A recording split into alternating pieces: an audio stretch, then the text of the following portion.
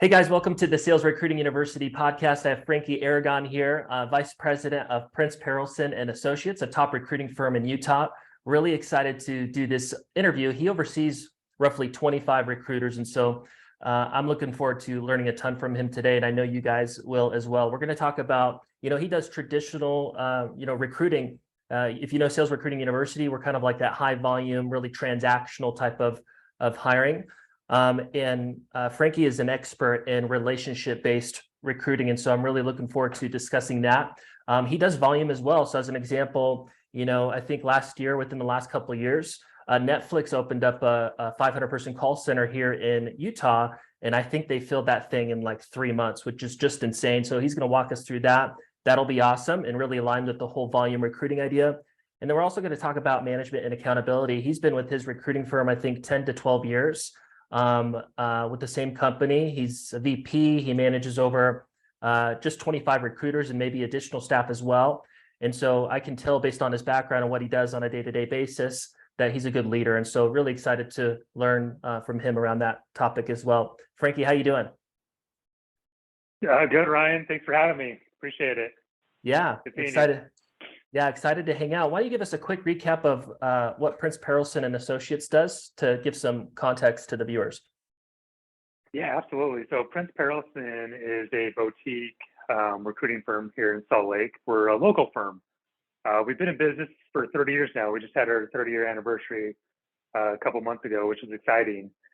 Our firm, we consider ourselves kind of more of a niche professional recruiting firm in Salt Lake. We do everything from IT, HR, executive search, accounting, finance, sales, engineering. We kind of do it all. My division focuses on a lot of high level, more on the temporary, temp to hire roles where we focus on professional office, administrative positions. And then we have another division here that help oversee is our volume recruiting division. Very cool. Awesome. So we're a one-stop shop for a lot of companies in Utah. Yeah, I love it. I was checking out the site. It looks like you guys help a lot of different areas of companies' businesses with recruiting, and so looks like an amazing recruiting company. And so I know when we started talking about, hey, what's your skill sets? What do you feel like you're good at? What do you want to talk about? A big thing that came out of your mouth in certain areas was like relationship-based recruiting and management. So let's dive into recruiting. So when we talk about the topic of relationship-based recruiting, like what comes to mind for you? What does that mean? Yeah, that's a great question. I love relationship-based recruiting, Ryan, is really connecting with people. It's building that you're just kind of building that rapport with them. Building a trust level with candidates and clients. I started my career kind of interesting. I started in teaching. Mm-hmm. I graduated from Westminster College and wanted to be an elementary education teacher. Mm. But during college, I kind of always had I was getting coaching, getting teaching. But throughout college, I did sales. I sold Cutco knives for 3 years. Moved up the branch there for about 3 years. Did really well in more of that relation-based, those home demos, demonstrations, a lot of kind of those expos. And that's how I really got into sales. And I'm like, great, maybe I could do this and teaching, which I love. I had a passion about really training and coaching. I graduated college and I had the opportunity. That summer I just went into a staffing agency just looking for a summer job, and this national agency, they're like, "Hey, Frankie, you have some sales experience. Have you ever thought about being a recruiter?" I'm like, "No, what does a recruiter do?" And like, well, they build relationships. You do sales as well, and I'm like, oh, things that I love. Awesome. And so I kind of started in that aspect as I got my feet wet into recruiting. And when you talk about relationships, Ryan, I started just building relationships, and that was you know, it's just those touch points, you know, where you're calling candidates, you know, doing interviews, doing on-site visits, but maintaining that, you know, finding those connections, like what interests you, um, you know, learning about their hobbies, their family, Yeah. you know, and finding just fun things, facts about them, but then Yeah. connecting with them and maintaining that consistency, that follow up. And so I have relationships from other firms that I worked with that I carried over to this firm and candidates that have followed me. And I think the reason is that, you know, people, you know, I really got to know them on a personal level. I maintained those connections through just a call, a check-in email, a text, um, and just I don't know, just it's kind of that personality. I just kind of maintain Yeah. myself, and I Yeah. always just kind of noted fun things about that person or Yeah. client. Very cool. Yeah. There's a bunch of gold in there that I want to recap on. First thing is obviously like, you starting in sales, right? Sales translates really well to recruiting because you're selling opportunities, right? Right. Yeah, a lot of people misunderstand that. They think like, hey, just because a candidate applied and they're in front of me, it doesn't mean like they 100% want to work with you yet. They need to understand the value of what it's like to work with you, the team, the industry, what the growth path is in their career and all that. The opportunity needs to be sold, especially if it's not like a really high above average kind of salary opportunity, right? Right. That's an obvious one for everybody to remember is, when you're getting in front of people, and we'll relate it to like commission-based, sales opportunities, which is what Sales Recruiting University does. Like you're selling the opportunity, the culture, the industry, why it's unique from a career perspective, the company story, the plans for growth in the future, the income potential, the career advancement, what it looks like to ramp up into the position and all that. So candidates at the end, they're like, wow, this opportunity seems freaking awesome and I want to move forward. So his foundation was in sales, and that translation, that I'm sure that translated into recruiting super well. And we're talking about, Yeah. It would. yeah, go ahead. No, I was gonna just say it was just an easy transition for me going Yeah, from that door to door type sales and into recruiting. And then I'm like just selling the opportunities for the candidates yeah. and to the clients as well. Like you're selling your service and you're selling that candidate. So Mhm. definitely it was a smooth transition. Very fun. Yeah, very cool. And for some context too, so Frankie works at a recruiting firm, right? So they sell clients on their services and they do placements, and it's kind of like a not always a quick like hiring cycle, although there is in their volume department, I'm sure, but it's a compared to maybe like a traditional like high volume sales recruiting process, they're investing more into the hiring process. And so when he talks about relationships with clients and hires, it's because he deals with both the clients that pay the organization that he works for, and then also the recruits that they help hire. One of the things that stuck out to me too, that's really relevant to the relationships-based recruiting thing, is you said that you went from one recruiting firm to another, and you said candidates followed you. Okay, this Right. was kind of like one of the things I was thinking that would come up on this meeting today, is that kind of piece. So because he invested consistently into the relationships of the people that he recruited before, and it wasn't just completely transactional of, hey, let me sell you on the opportunity, push you into the company, and then I'm done. I hit my quota or whatever from a recruiting perspective. Because he invested in a lot of time on the front end from a relationship perspective, and then probably after the fact, after that candidate worked for whatever their client was, when he made a transition, the candidates that he helped recruit before, they trusted him. They wanted to go right to him, right? So that shows that he's a good leader. When we think about like a commission-based sales opportunity, a lot of the times, like the sales rep role, especially like in a commission-based sales opportunity where maybe there's no leads or, training or salary and those kind of things, it is volume and it is kind of transactional based, right? We're hiring volume, pushing them through, see if they have hustle. But then there's also those higher level, quality recruits. Maybe it's like a proven six-figure sales rep or a sales manager at another company. Those kind of relationships, if you're proactively like hitting those up and, having consistent follow-ups with them, if there's ever a time that comes in the future where they're looking for new opportunities, ideally they think about you first, right? That's where you get the higher level recruits. Would you agree with that, Frankie? Oh, absolutely. It's definitely at a high level where we have so many candidates, Ryan, that I've placed over and over the years. And it was about nurturing those relationships. They Yeah. trust you. They know that you're going to put them in the best opportunity Yeah. to succeed and to grow. And it's not going to be an opportunity where, it's just a burnout or it's not a fit. Mhm. Like, we really match them with the best opportunity, and then it comes back to you. And it's just a cycle. It keeps Yeah. going. Yeah. You actually deeply care about the people that you're serving, and therefore not only just benefits them, it benefits you and your work and that relationship long term as well. Absolutely. Yeah. What about like let's say that you worked for, it doesn't matter what company, but let's say that you had a type of like, let's say a manager candidate, right? That wasn't coming from like a job board, but maybe somebody that you guys were like, you had your recruiting team or you were proactively reaching out to like on an outbound basis, and you were trying to like headhunt a leader or a manager type position. Doesn't need to be sales. What is that process like of reaching out to somebody and then connecting with them and following up with them? How do you like execute at that well? Yeah, that's a good question. So we have a kind of more of executive search permanent division here at Prince Burleson, Ryan, and I've helped assist on a lot of those, some of those management level roles. Mm-hmm. A lot of it can be a lot of referral based.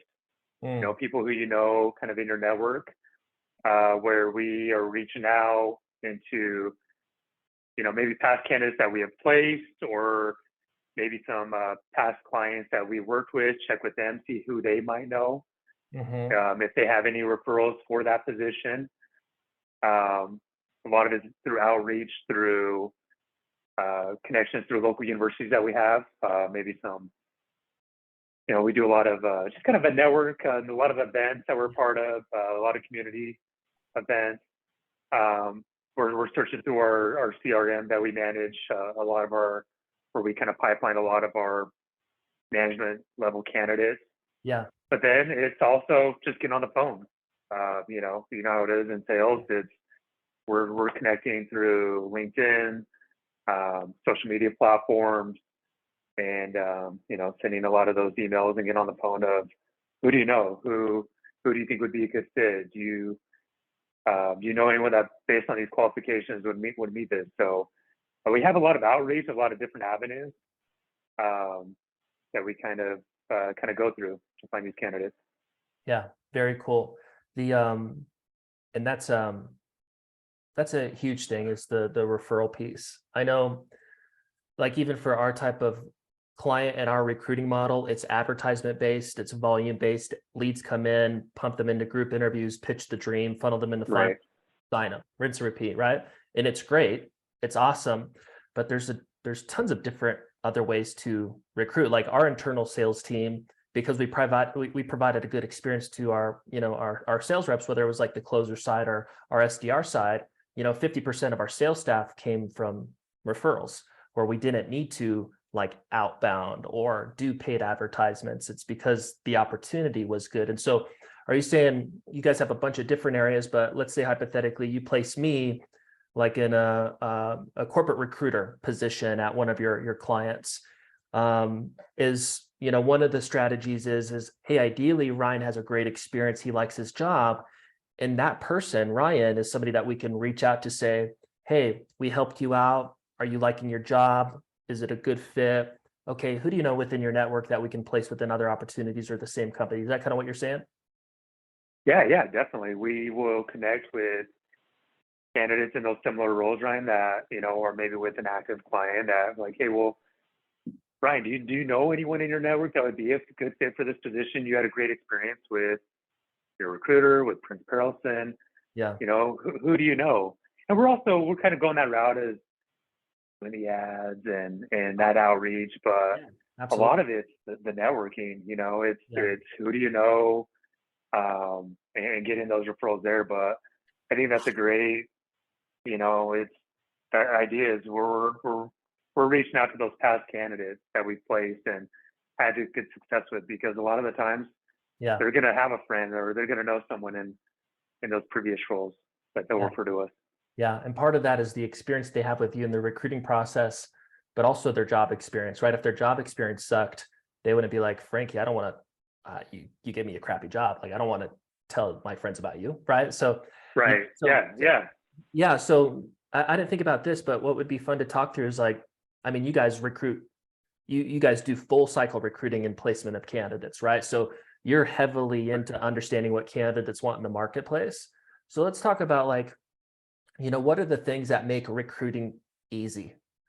Or, from a candidate's perspective, like what does the marketplace want? Yeah, that's a great question. My team, we do a lot of market intel, Ryan, as far as identifying what are the must-haves for these candidates and clients, like what's going to make them match up with the best quality candidate.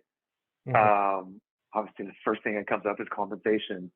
Is their experience and skill set aligned with what the client is looking for, based off our meeting with the client, their job description, their culture, just really identifying their must-haves in the role.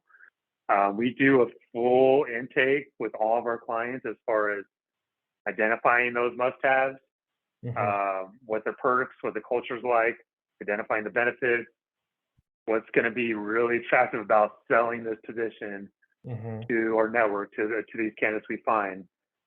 So we got to be in line with compensation. A lot of candidates still come up as far as what's the work schedule like, what's the flexibility, or are you offering a remote work schedule? Is it hybrid? Are you fully in office?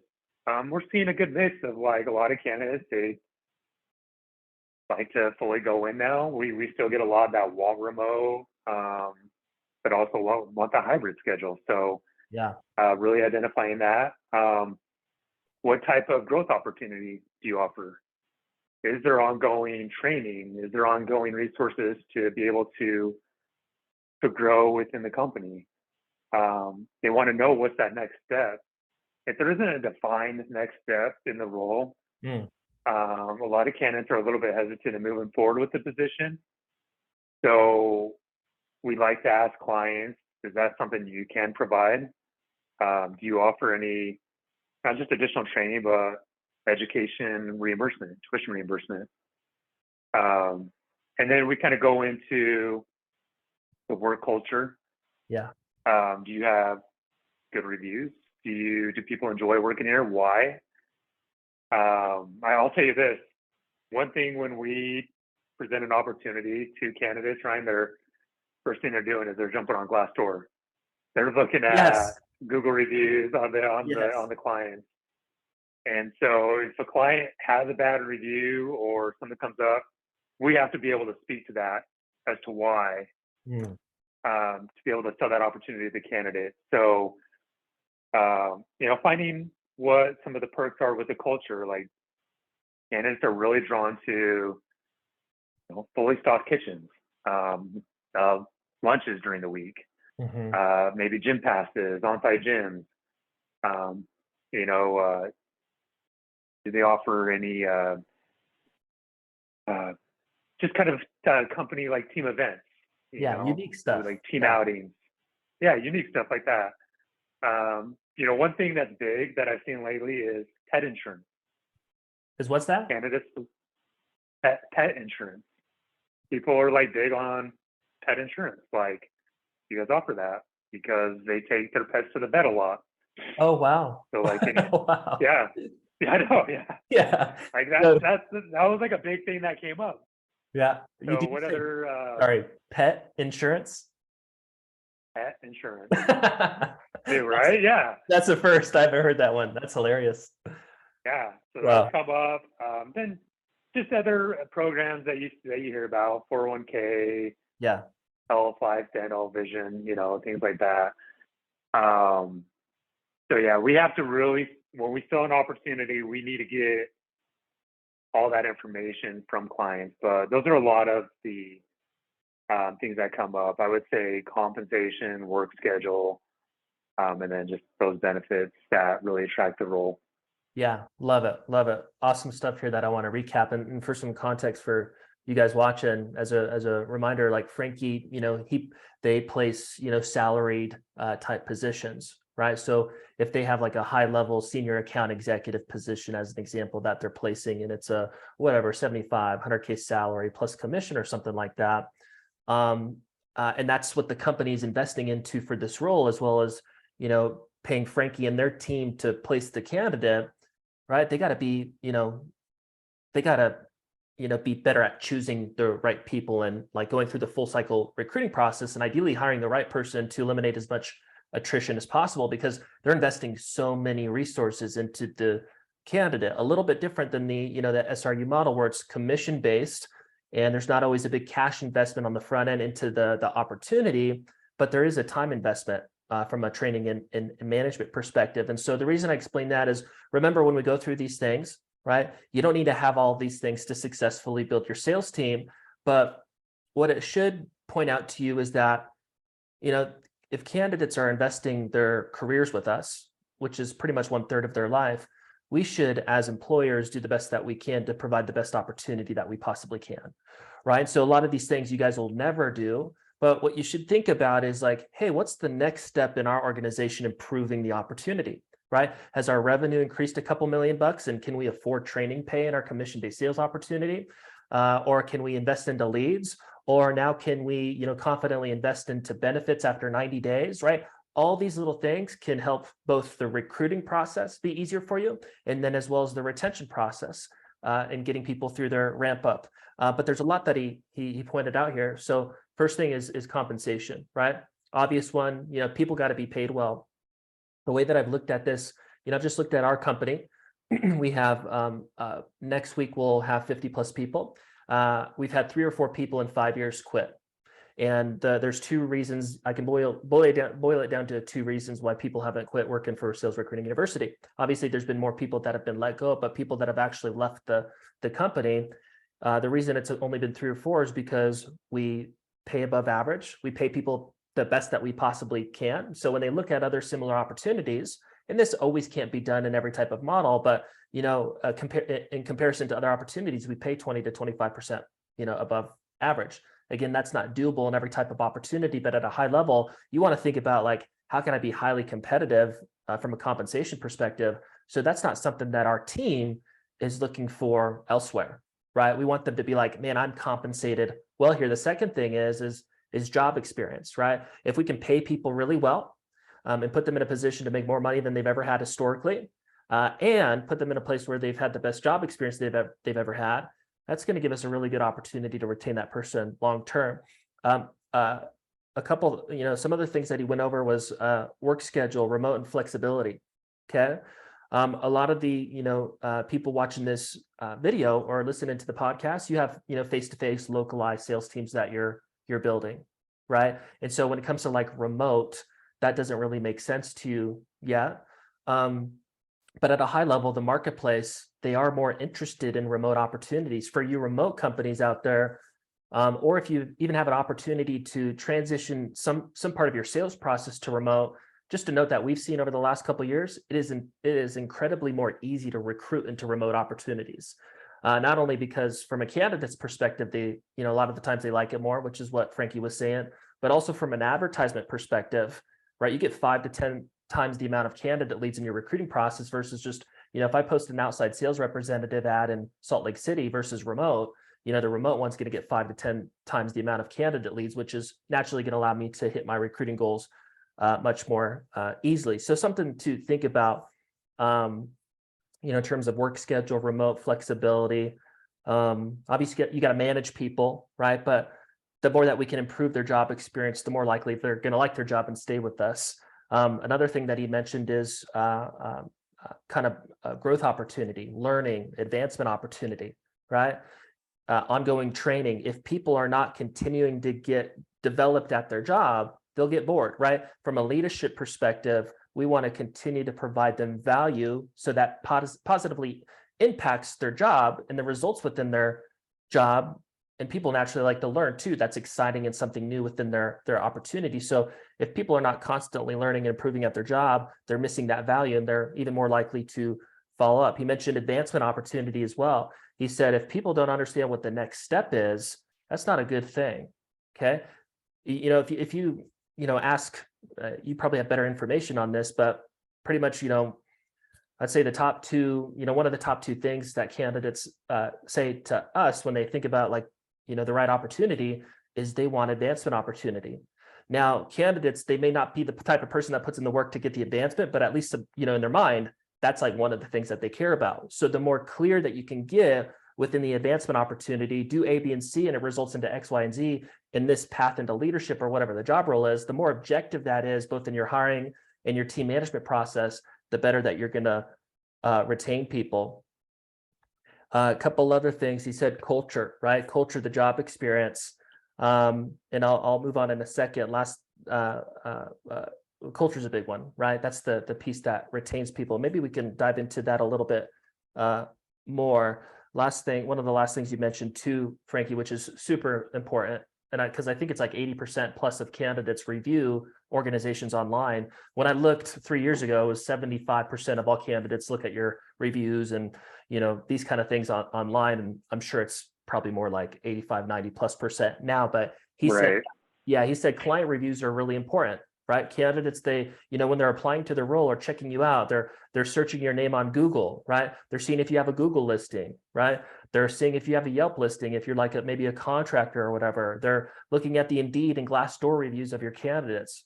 What we want to happen when they see that stuff is they go, wow, 4.5, towards 5-star reviews. They got a bunch of reviews. My assumptions at this point are that they take care of their clients and the people that work with them, right? You don't want them to see 2 stars and go, oh, what is the issue here? Let me dive into the issue. And then they see 3 really crappy reviews and that's all you got, kind of thing, right? But those are all super important things that'll make, your life easier from a recruiting perspective. Yeah, a bunch of gold there, Frankie. Thank you for kind of laying all that out. Yeah, you're welcome. Yeah, to kind of go to culture a little bit more, right? And maybe what we can do is talk about maybe your team culture. Like, how do you provide a good culture within your business and the 25 recruiters that you manage over? Yeah, so we have here at Prince Perelson, our leader. She has always been about an inclusive, team-oriented environment. So, so everyone has given everyone that entrepreneurial mindset, right? Yeah. You run your desk like it's your own business, and it's a culture where you're not micromanaged. There's no micromanaged, but there's expectations. And one thing is really defining expectations, having clarity in your role, accountability, knowing what metrics you need to do to succeed in the position, and everything else will kind of fall into place. But we have a culture here where we have that entrepreneurial mindset, but also we work hard to play hard. So we do, we have a lot of team events where maybe we'll do team lunches. We'll go out and, have a team lunch, or we'll bring a lunch into the office. We'll do, weekly staff meeting or monthly staff meetings where the whole company comes in and really talks about kind of what's happening in the division. And it's not all business, but it's like, yeah, well, what's new? What's fun? What's exciting? What did you learn? Things that everyone can, take something from. Culture is too, Ryan, is like finding things that everyone loves to enjoy. Like right now we're participating in a really fun nonprofit that we have. It's a client of ours that we have passion about, that we're doing a clothing drive for. And everyone is just kind of on board, participating. And so we do a lot of community involvement, and I think that's part of culture as well. It's been part of just kind of our,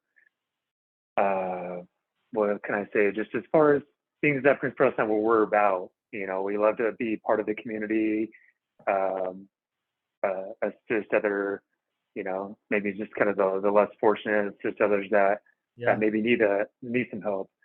And so, but then we'll coordinate fun company Christmas parties, Yeah. or we've gone just on a lot of like company trips to San Diego and Las Vegas and Jackson Hole. I mean, things like that, Yep. which is part of the culture. Yep. 100%. So I would say, yeah, I think it's two, and it's the people. It's the Yeah. type of people that you hire, that you bring in, um, that really kind of define and create that culture too. So kind of nice. I mean, a lot of companies too are creating culture committees. We actually have a culture committee here that really does a lot of things outside the box to really keep employees engaged and fun, and they participate in team events. I love that because I mean, it is an important topic enough to have somebody like literally focused on that one thing.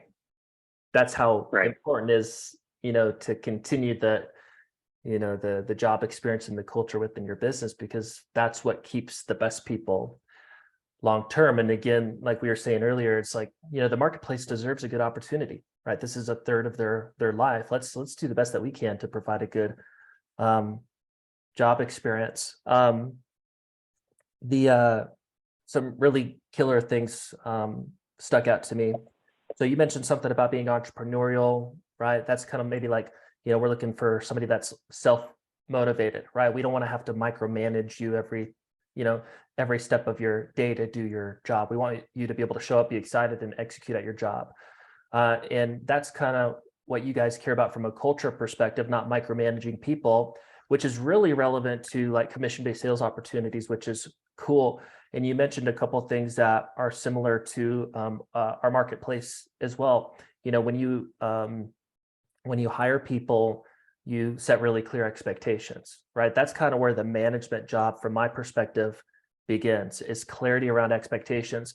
I can't wait to bring you on board to start on Monday. One of the things I want to do before we get going is I just want to recap on kind of the bare minimum expectations that we have to align with even being a part of this team, so we can be on the same page before we move forward. And pretty much what you're saying, John or whoever, is you're saying, hey, I'm 100% in, I'm down for, these expectations, and I'm okay for you to hold me accountable. And because you were clear on expectations at the beginning and they agreed to be held accountable to these things, once they show up for a meeting late, or they don't, execute on one of the values with one of your clients or whatever it is, you have a reason as a leader to have a conversation around it, which is not micromanaging, because it was just simply the expectations that you set at the beginning. Such an important, note that Frankie dropped around that for starting off your management job correctly. And when you're managing commission-based salespeople too, there can, a lot of time from a leadership perspective, there's this conflict that can happen, because you maybe like feel bad for holding them accountable to them, but you don't need to go through that kind of weird confrontation process internally if you just set expectations right from the beginning. So that's a big value bomb for right there. So I appreciate that. In terms of culture, a lot of cool things here that stuck out. And as a side note too, when Frankie's going through these things, they're I think a 31, 32-year-old business. They're a top recruiting firm. They've been building their organization, their brand, their team for, 3+ decades. It's a really amazing established organization. And so when you hear some of these things like maybe Christmas parties or team events and these kind of things, a lot of the times for a smaller business, you can just go, well, I can't do those things and therefore I can't build my team. That's not the case, right? They started, probably with one person, and they've built to the organization that they are today. And as they've built up their organization, there's more revenue. Then they continue to invest into all those things that actually provide a better job experience. And so you want to start, where you can, and just think about long-term, how can I continue to make this opportunity better? But he mentioned things like, team events, team lunches, a monthly team meeting. We do that here as well. Everybody's remote, so we do it online. We just talk about like the good of the month, any updates, what's really exciting about the future, pitching vision. It gets everybody together, and it reminds them why they like working here. You know what I mean? It gets everybody on the same page. You guys should do that with your company, all of your team members, whether it's face-to-face or remote. I think he said something about doing monthly team lunches. That may be the team meeting thing as well. But that's it's something small, right? It's not a crazy cash investment, but it is really meaningful to the community within the team. We do that here with our, we have Utah staff, like our recruiting leadership staff is here, and everybody else is like in other parts of the country. But we meet every month on like the first or second Friday for a team lunch, and it's awesome. We hang out for 60, 90 minutes. It means a lot to the team, and it's great. Those little things, that time investment is what really helps continue to build culture. One of the things he mentioned too is from a hiring perspective, to create the culture, it starts with hiring the right people, right? And I think, Frankie, how do you do that? Would that be like, kind of really being able to define the role and skill sets clearly, and then also the company values clearly, and making a judgment off candidates because of those two things? Or how do you hire the right person?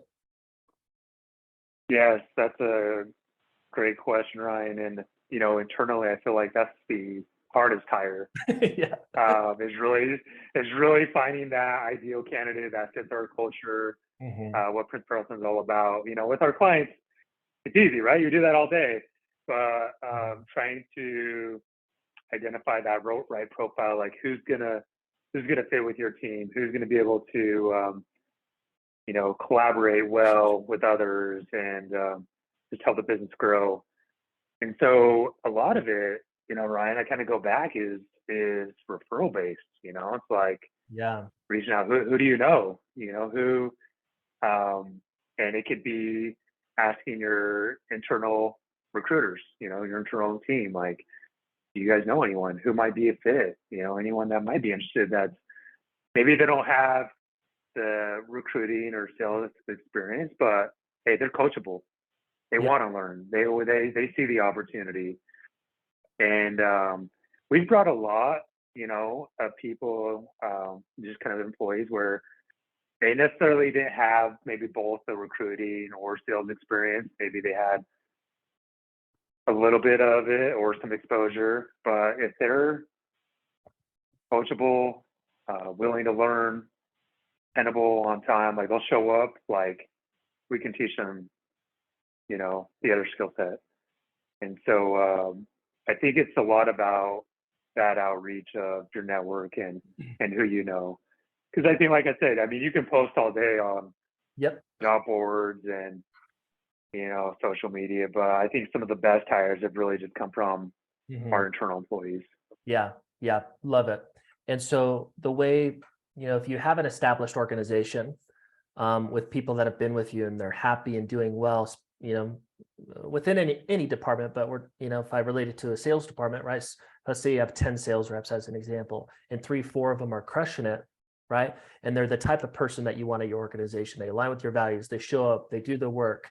They treat the customers correctly, right? They're the type of people that you want to hire. What's cool about a referral is, their network are going to be people that are more likely to be like them, and therefore that's why it's kind of a better hire. Is if I got this perfect, A player, or even, B+ player, their network is going to be really similar to them, which most likely means that we're hiring a good person versus somebody off, that's like actively looking for a new opportunity coming through like job ad platforms and stuff like that, right? You can find great hires in that process, but obviously referrals are going to be better. And so if you have an established organization, you want to be strategic and start leveraging referral opportunities from your team. Absolutely. When, if you're a smaller business and you don't have anybody yet, you're like, man, I'm a solo business owner and I have an admin staff, or, you're just like 1, 2, 3 people. And you're like, I would love to get my, commission-based sales team off the ground, right? You got to start with what you got. Okay.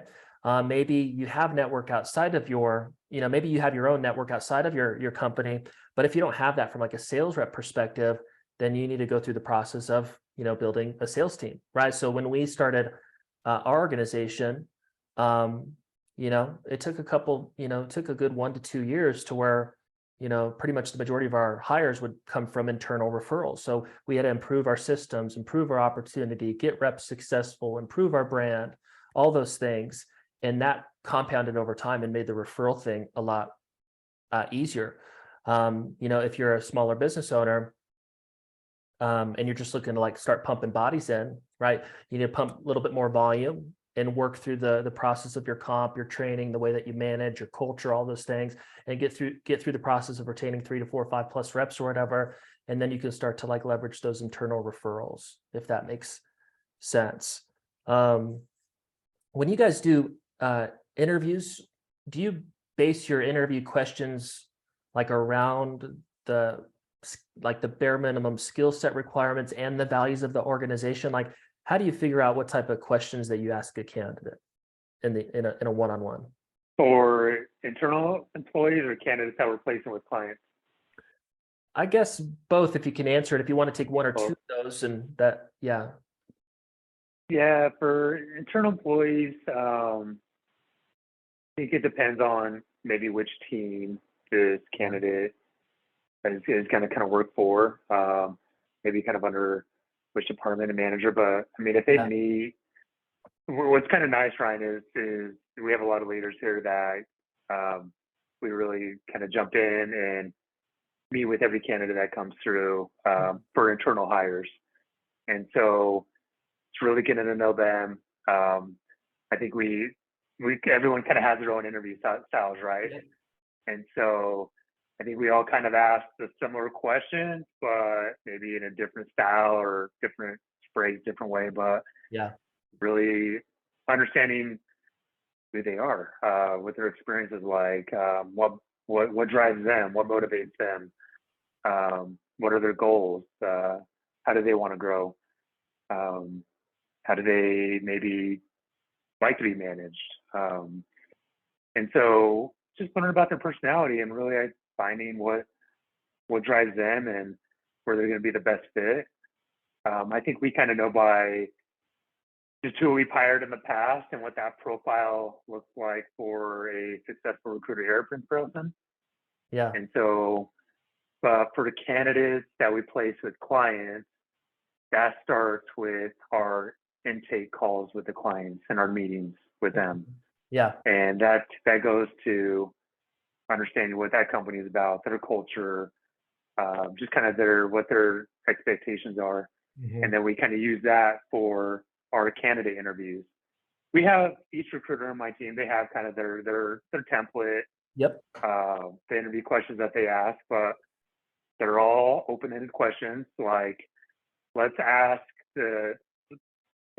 that candidate tell us. Like, let's have them tell us about their personality, mm-hmm. tell us about their experience.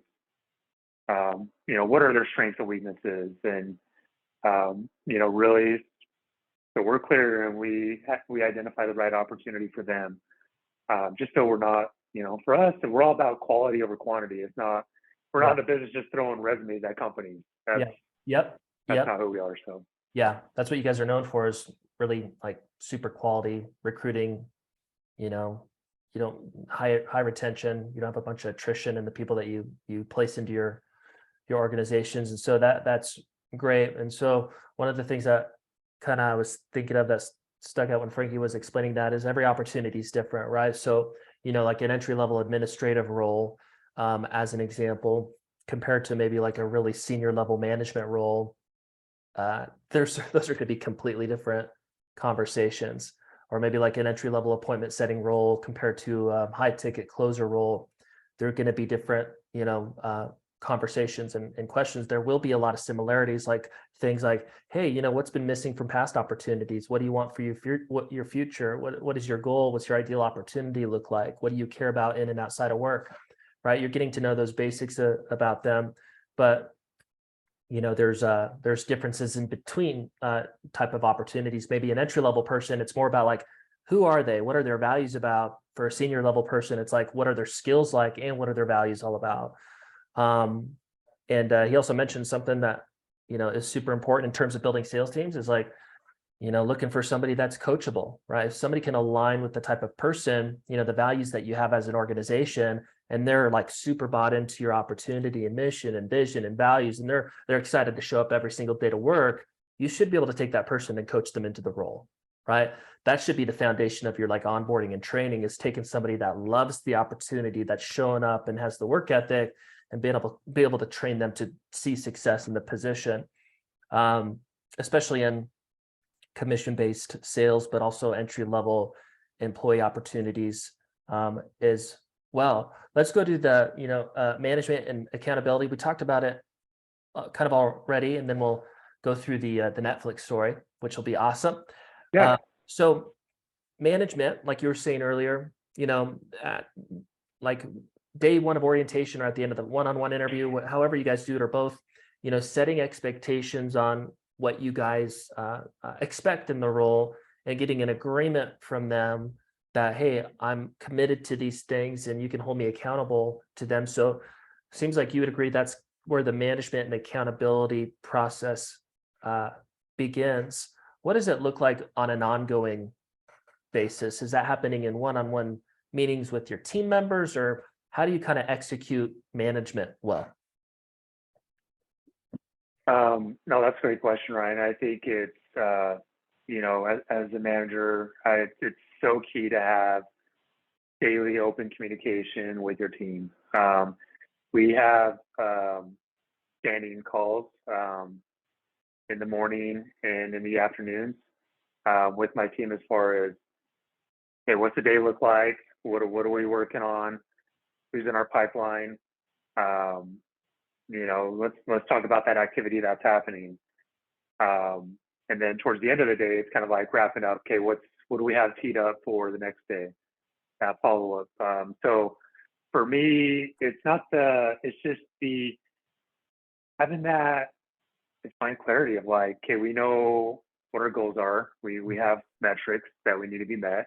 Yeah. And so it's, I do weekly one-on-ones with our recruiters, and we just talk about the week. We pull up our numbers and look at our pipelines, see kind of where we're trending, as looking at our calendar. Mm-hmm. Are we gonna meet our number for the week? Mm-hmm. If not, okay, what do we need to do to get that pipeline back full of interviews? And so it's more of like that, being strategic with those recruiters, being a resource to help them. And what's nice is I've created a team where it's kind of like, hey, if someone's a little bit down, like, hey, hands on deck, let's help them out. Oh man, what can we do to maybe to get their calendar full, or to make some extra calls. And so I think I've created that synergy with the team where they're all in it for each other. Sometimes organizations where it's all about me. Yep. It's just how I thrive, how I succeed. But if you can create that synergy with the team and really work off each other and buy in together, Yeah. it goes a long way. I've seen and I've had to change my style, because I was all about numbers, crushing it.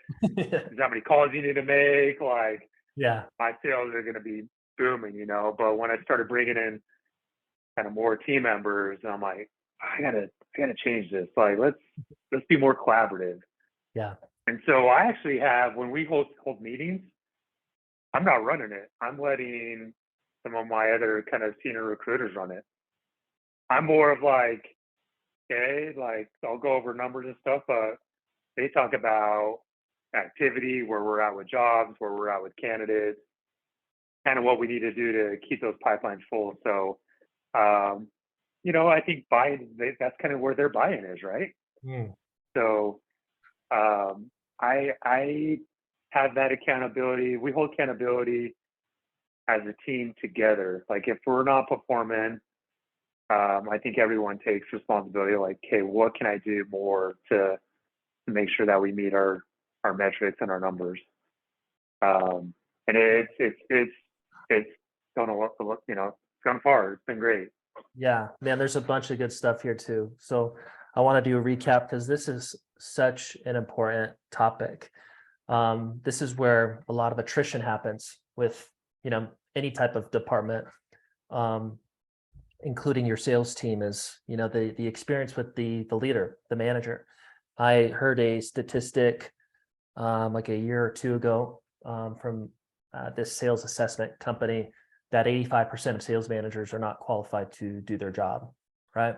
And if you just kind of, listen to what Frankie just said, he pretty much laid out everything that you need to do the job well. It wasn't this crazy complex thing, but there's some things that he does that he actually cares about doing well that results into him providing a good job experience and a leadership experience for his team. So let's recap on a couple things.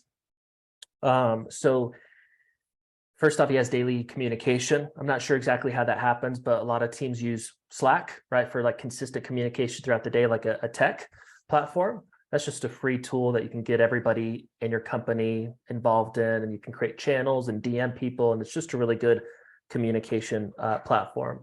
He says he starts his day with daily huddles at the beginning of the day, right? This is something that we actually recommend to every client that comes to work with SRU is, hey, instead of doing one meeting a week or two meetings a week, let's transition to team meetings, get your team more engaged, get them more excited about the day, provide more value to them, and that's going to naturally increase their production. So has a way for them to communicate with leadership and team members throughout the day. They do daily sales huddles. He mentioned something at the end of the day. I'm not sure exactly what he does, but at the end of the day, there's something that is clarified by each team member. Maybe it's like an end of day report, if you've ever heard of that, like an EOD. Is that kind of like what you guys do, or like an EOD report, or is that like another meeting? Yeah, it's more of just a follow up, a touch base with each recruiter. Got it. It can be a huddle stand up, but we use Teams quite a bit, so we'll just jump on Teams and Cool. just see how the day was. So Yeah, that's killer. That's killer. And the best teams, by the way, that we've kind of seen, they do more meetings, right? So the best like handfuls of teams, a lot of times companies don't want to invest this time because they just simply don't want to and or can't. But the best teams that we see do daily morning meetings and end of day huddles because your team is so engaged. You're interacting with them constantly and providing that value and kind of understanding what's going on with everybody. He does weekly one-on-one meetings with each person as well. He talks about what's going on with them, and then also gets an understanding of what's going on in their recruiting pipeline. And at a high level, I think team meetings should happen weekly, like Frankie does, one-on-one, because you need to be engaged and have some like intimacy with your people and know who they are and dedicate time to just them. But at a high level, if you think about your one-on-one meetings, the ideal situation is you can get to your one-on-one meeting and the tech that you run your company on, you could easily see the numbers. What exactly is this person accomplishing? So it's not hard to gather that information. And that call is about them, how you can provide value to them, how you can help them hit their projections and or goals, and understanding exactly where they're at based on your tech and how your sales process is tracked, like appointments generated and sits and pitches or whatever it is. But that one-on-one meeting is like, hey, how you doing? What's the good and bad going on, right?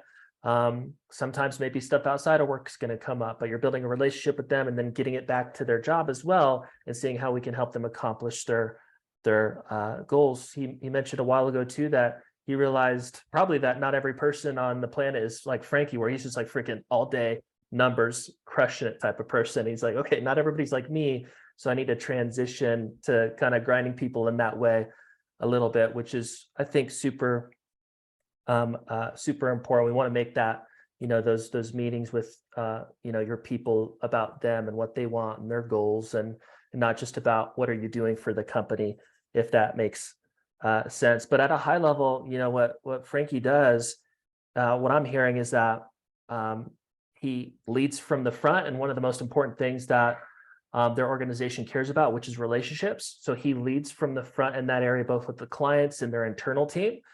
And that has obviously impacted the team members below him. But he truly cares about his people. He's a servant leader, right? And then on top of that, he has the basic structure, the daily sales huddles, the end of day sales huddles, the one-on-one team meetings. They can track exactly what the recruiters are doing. And then he truly cares and invests into his people. And therefore they have an amazing organization and team.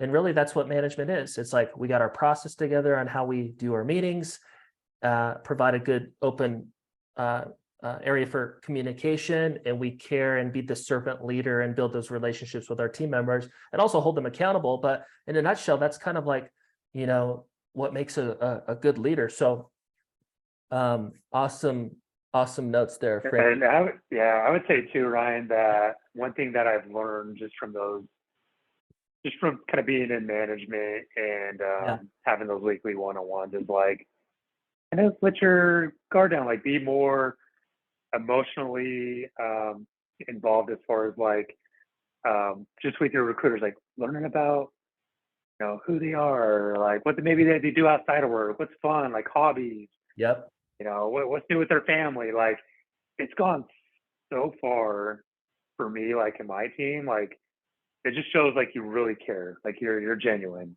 Yep. You're not all about the business, you're not all about numbers and metrics, like yep. you really care about them as a person, and it goes a long ways, and it shows in their performance too.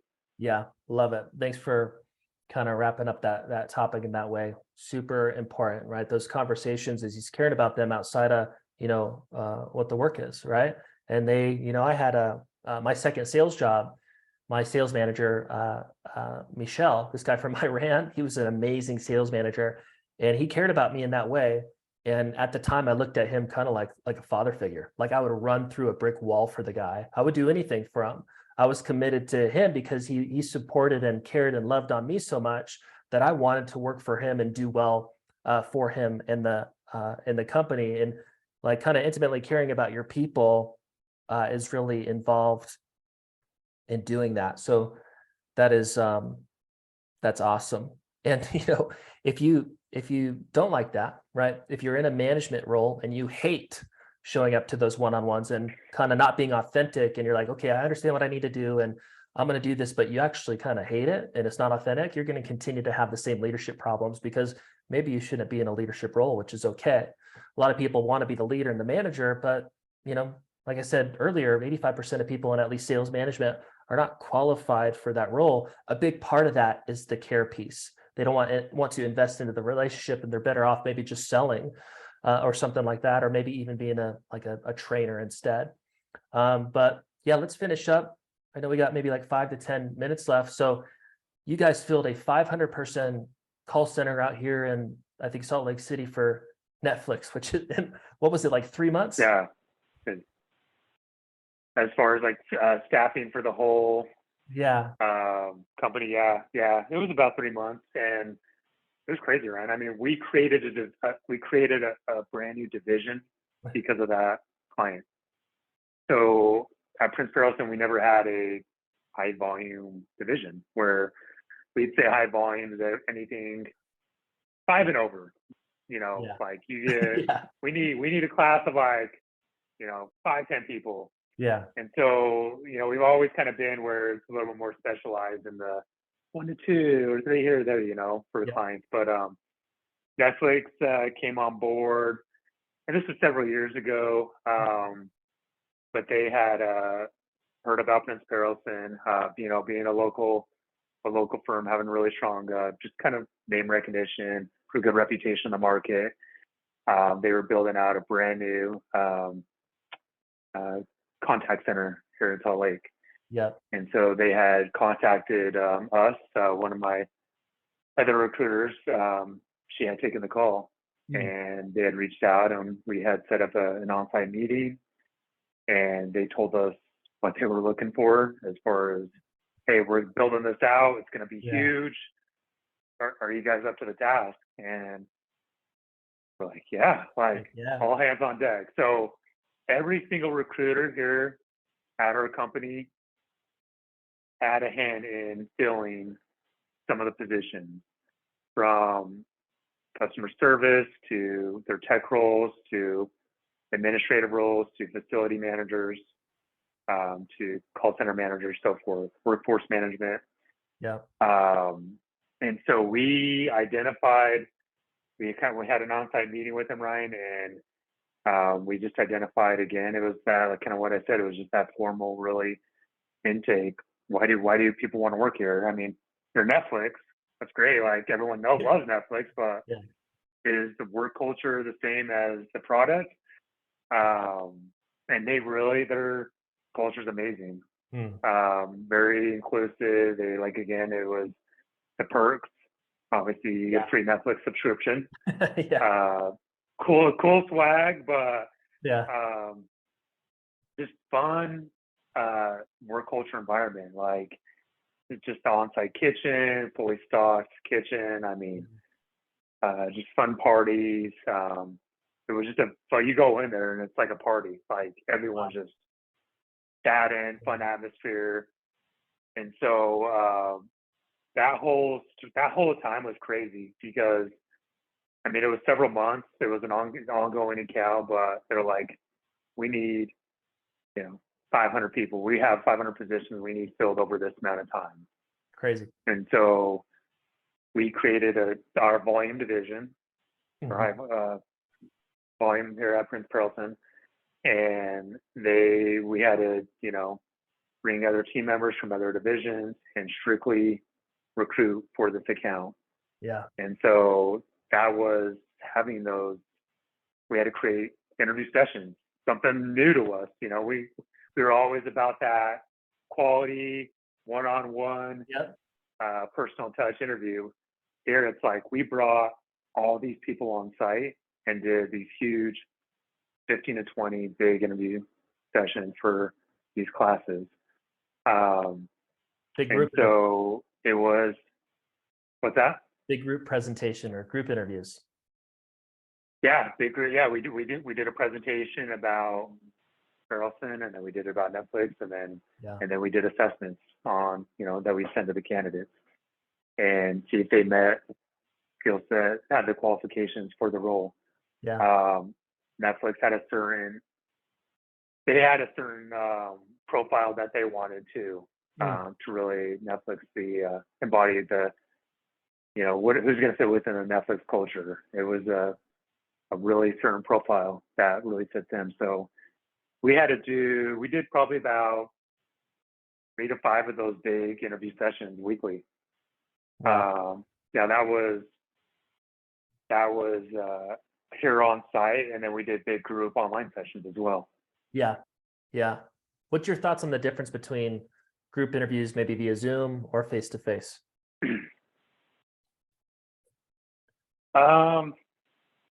That's a good question too. That was a different time where, the interview session, I'm all about the one-on-one, like seeing people in person. Yep. I feel like you can really get a better feel for the candidate. You learn about, I don't know, but you just get more information from them. Yeah, for sure. Instead of behind a computer screen. So I prefer more of a one-on-one session like that. Yeah. The group interviews are a little bit tough when you're kind of going around Mhm. and trying to get information from each candidate. I think you can really have some really thought out, open-ended questions from each candidate and then pick them out based on their answers and then do a one-on-one with them Yeah. after kind of the informational session. But we've seen you can get through a lot more of the interviews kind of online or even phone interviews. I mean, phone interviews are solid as well. So we kind of have a rotation right now where we're doing a lot of in-person, phone, and Microsoft Teams video interviews. So Yeah. Yeah. So did you have like a ton of like paid advertisements going in Salt Lake and you're pumping those people into either face-to-face or Zoom groups? And like, how did you create so many leads in the system? yeah, so it definitely was a lot of the paid advertisements. There was a lot of referrals too. That's awesome. Because it was like a snowball effect. Yeah. When one candidate, they're like, "Oh, you're interviewing for Netflix," they probably tell 5 to 10 friends, and then they're here in our office the next day. I mean, we had so many referrals from candidates that we didn't have to put out so many paid advertisements for just out of camp because of the name. It was that brand, Awesome. and it went such a long way. So even with the mid to the management level, director levels, it was that brand. We got a lot of referrals just because of that name. That's huge. That's really cool. So paid advertisements, a lot of referrals on the front end because of the brand, right? And organizations Mhm. can get there. They can build a good brand and kind of, be able to get that leverage from people. Obviously, a Netflix kind of thing is different, but that should be a goal for everybody, is an amazing brand that makes recruiting and retention easier. So paid advertisements, referral, pumping people into group interviews every single day, Monday through Friday. And then would you pitch the dream, do whatever you do at the end of the presentation, and then funnel people into one-on-ones right after? Or when would you do the one-on-ones? Yeah, so we pitched the dream, schedule those one-on-ones like right after. Obviously, everyone's not going to be a fit for the role, so you identify your paid candidates, Yeah. set those up. I mean, we're trying to set those up like right after that meeting. Like you Yep. get that time set and scheduled, and then you do Yep. that one-on-one. Things go great. Get them over to the company. So Yep. it's a very speed impact process that you have to move on these candidates quickly. Yeah. Yeah. It happens quickly, right? You have your group interview, and just like a sales process, you don't want to set the lead for 4 days out. You want to get them like in and, to the meeting ASAP, so you can close them down and get them into onboarding. So within recruiting, especially volume recruiting, you want the cycle to be quick. Last thing, and I know you probably have a really busy day. You mentioned something around assessments. Is there like specific assessments you like, or maybe like, oh, what did Netflix use? Like, what do you think about assessments? I think assessments are, depending on the position, right? And we kind of like to mirror practices of what our clients like to do, but we usually do. I think assessments kind of tell a lot about how engaged candidates are in the interview recruiting process, because a lot of clients will require basic office assessments. It could be a general office assessment. It could be an accounting software, Excel, Yep. the QuickBooks assessment. So that shows you of like, okay, is this candidate bought into this process? Like, are they bought into Yeah. what I'm selling Yeah. and getting them like an interview? And so I think it tells a story. If this candidate, like, hey, part of our onboarding process is our client is requiring a beginner Excel assessment. We'll need to do this, within 24 hours. Can you Yep. do that? Timestamp. And Yep. see if you get that done. If they don't, and then you follow up and check in where they at, and they're not bought in, so Yeah. you kind of lose them and move on. But I think assessments are key. I think tells a story. It shows that they're engaged, that they're bought into the process. But yeah, I think they're key, and I don't think you have to do assessments for all candidates, depending on maybe kind of the level of skill set and experience. But I think they're definitely important to have, and I mean, it could just be basic. It's a type test too. We have for clients. The what? What was that? Can you do like a basic 10 key test or a basic type test? Yeah. That we have. Yeah. Yeah. So it seems like you're not glued to just one type of assessment. It's based on the role. And it seems this is just an assumption. This has been my personal experience too with like assessments, is our model's group interviews, right? You guys do, Right. more intimate process, although you've done the group interview for maybe more clients than Netflix. But what I've experienced is it's before we put the assessment in place, unless maybe the salary or the opportunity is just so sexy that you have leverage on the front end to make that the first step for the candidate.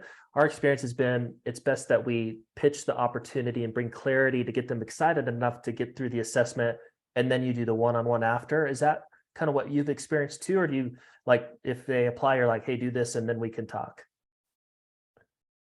Yeah. So kind of prior, we've sent before. We kind of learned through the process. So we would send they apply, send the assessment, schedule the interview, kind of based off that.